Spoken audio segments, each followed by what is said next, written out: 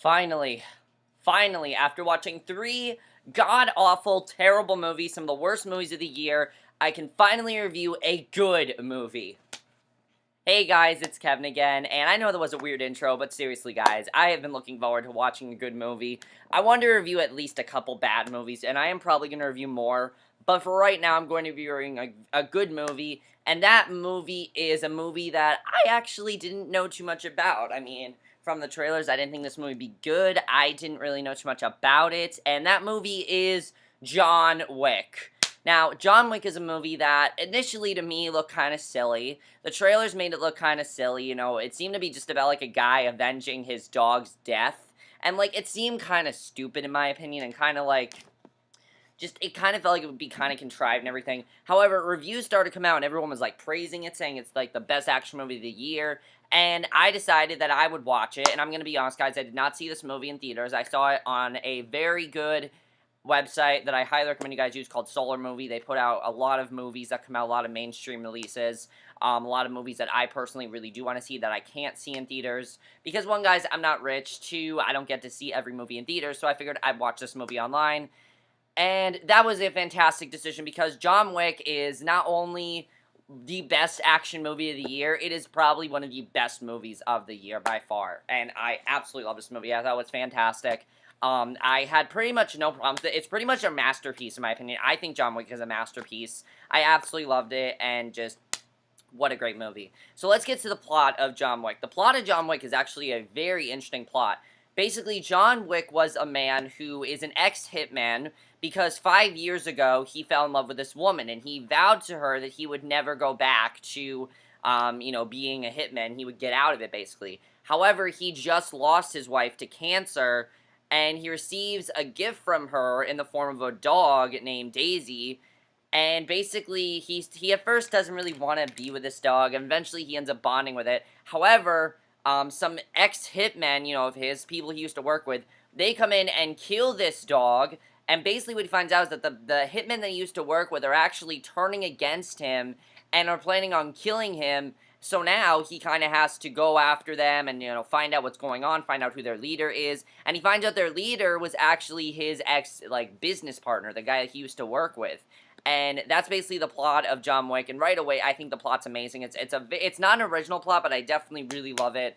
And it's a really, really good plot in my opinion. I definitely really enjoy it. And the whole movie, everyone's like, "Are you coming back? You're coming back." And he kind of has to decide, does he want to go back to being a hitman, or does he want to keep that promise to his wife that he would, you know, never continue doing that? And that's basically what John Wick is about. And I think the plot is amazing right there. I definitely really love it. And one of the things I love about this movie is that it is not only a really good action movie, it's a very good movie. And that's due in part to the acting. The acting in this movie is absolutely fantastic. Our main lead here is Keanu Reeves, who, let's just give some applause to Keanu Reeves, because I personally thought Keanu Reeves would not be able to give a better performance than he did in The Matrix, and wow, was I wrong. This is by far Keanu Reeves' best performance, because this is a man, John Wick is a man who is dealing with grief. He is dealing with he's dealing with a lot of grief. He's been through a lot. It requires him to have a lot of really good emotional scenes. A lot of the first, like, 40 minutes of this movie, like 20 minutes of this movie is him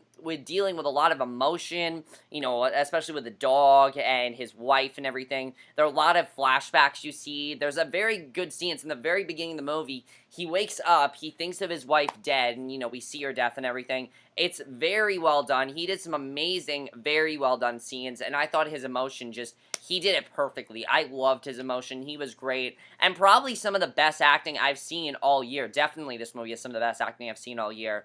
Also, he was a complete badass. John Wick was definitely a badass. He was perfect for, you know, the action sequences he had to do. And when he got to those action sequences, it was just like, yes, this guy's an awesome badass. He's awesome. Totally. The tagline of the movie, "Don't Send Him Off," is just perfect.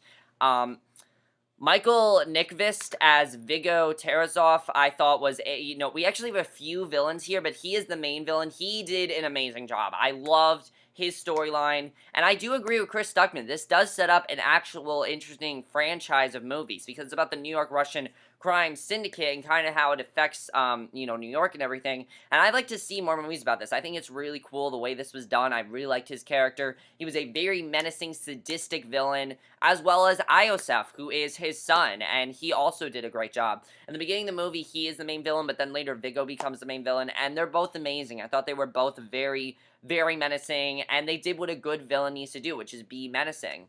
Adrian Palicki plays Miss Perkins, who is another assassin, who used to work with John, and she is awesome as well. I mean, she really did a great job. Adrian Palicki is in Agents of S.H.I.E.L.D. She plays Bobby. Wow, this girl is amazing. She is a great actress. She had some amazing fight sequences. She's just so awesome to watch. I mean, she really was a great villain. Bridget Moynihan, we see her in flashbacks as John's wife. Every time you see her, you cry. I mean, she definitely did a very good job with that. Ian McShane as Winston, he was great, and I only want to talk about two other people. John Leguizamo as Aurelio. I've never been that big of a fan of John Leguizamo. He was really good in this movie, though. I definitely really enjoyed his character, and I thought he was really good. You know, he has to keep his cover secret that he's actually working for John, and, you know, there are a lot of people in this movie who are working with John, and they kind of, like, you know, they don't, you know, they have to keep their cover secret, and he did a very good job with that. And then William Dafoe as Marcus, who is this guy that meets with John in the beginning of the movie. He's kind of telling him, you know, are you going to go back to the gangster business now? Are you going to continue that? Are you going to continue that promise you said to your wife? And I thought he did a really good job, definitely. He was very, very good. Everyone else in the movie also very good, but those are basically the main people I want to talk about. Let's get to the directing of this movie. This is a directorial debut from Chad, Stahelski. I'm sorry if I pronounced his name wrong, but wow, he is an amazing director. I mean, he's never done any movies besides this, and he needs to do more movies, because he did a great job with this, definitely. The tone was set perfectly. This is a very dark, complex movie that he did perfectly. He set the tone very, very well. I thought he did some amazing directing. I definitely really loved it. The screenplay to this movie. This is one of the best screenplays of the year. The screenplay is so interesting to watch, and one of the things about the screenplay is, even when John Wick is not on the screen, it's still so interesting. When you're hearing, like, the gangsters talk and everything, when you're hearing, like, the Russian mafia talking, it's so interesting to watch, and I definitely really, really love that about the screenplay. I thought the screenplay was definitely one of the best screenplays of the year. I love the screenplay of this movie. I thought it was absolutely fantastic. The cinematography, holy shit, it is good. This is amazing cinematography. If you guys get a chance to see this movie in IMAX, I haven't, but I want to see this movie in IMAX. If I had a chance, I would. This movie has some of the best cinematography of the year. I love the cinematography in this movie, especially the nightclub scene. The nightclub scene is going to leave you speechless. Amazing cinematography. I loved it. The editing is absolutely fantastic. This movie goes by like that. It is really, really, it's pretty short, actually. It goes by like that, and it doesn't need to be any longer than it was. I know some people complain about the last scene of this movie, which I will talk about.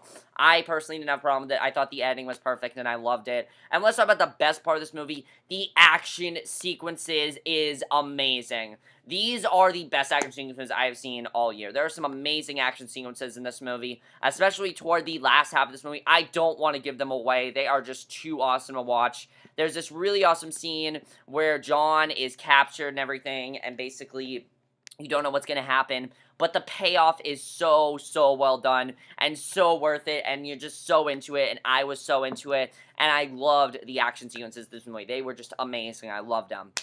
So let's get to the spoilers for this movie. If you guys have not seen John Wick, don't watch the rest of this review. Just don't watch this review. I will spoil the movie for you, and I'm going to tell you guys some of the best parts of this movie. So first of all, let's talk about when Marcus died. I was surprised that Marcus died. I mean, that was very big, definitely, but that was basically when John says, you know what, I'm coming after you, Viggo. And then we get that really awesome scene with John and Viggo. Before we get Perkins, though, you know, Perkins is killed by Winston. That was really awesome to watch. And then when John and Viggo had that great brawl on the dock, I was like, yes, John, beat the shit out of him. It was awesome to watch. And then Viggo just died. That was awesome to watch. I was, like, so into that scene, definitely. And, of course, he dies, and John rewatches a video of him and his wife on his phone. It was very sad to watch, but I actually was fine with the ending of this movie. Some people have complained that the last scene of this movie is kind of unnecessary. I can see where they're coming from, but it didn't bother me. I thought the last scene of this movie was very well done. Basically, he goes to a veterinarian shop to treat his wound, and he finds a pit bull. He takes it out for one of the cages for a walk on the boardwalk where he had his last date with Helen, and that's basically how the movie ends. And I thought that was a good way to end the movie. I personally thought that was a very good way to end it, and I definitely really enjoyed that about the movie. I thought that was really good, definitely. Also, a lot of people don't like to reveal why John Wick, has so many anger problems and everything. He's very short-tempered, and I thought that was very well done, the way how short-tempered he really was. And, we find out basically why he's so short-tempered. It's because of the Russian mafia, basically, that they're turning against him. I mean, I thought it was very well done. I thought it was really cool the way. And it took a while for that anger to come out of him. But, of course, the last half of the movie, the anger finally comes out, and the payoff is so well done. And that's one of the things I love about this movie, is it is very slow-paced, but it's so worth it and just so into it. And if you guys have not seen it, definitely check out John Wick. I highly, highly recommend you check it out. It is definitely the best action movie I've seen in the year. I've not seen Edge of Tomorrow, but I honestly, I think this is going to be my favorite action movie of the year. I was so into it. I actually would like to see a sequel from this movie. The movie sets up a sequel pretty well, and I would actually like to see a sequel to it. I think it could be pretty cool if we see a sequel to it. I hope this movie does make a lot of money, because I don't want this to be like Edge of Tomorrow, where it was a good concept and to make a ton of money. I don't want that to happen with John Wick. I want John Wick to make a decent amount of money, and I want that to happen for it.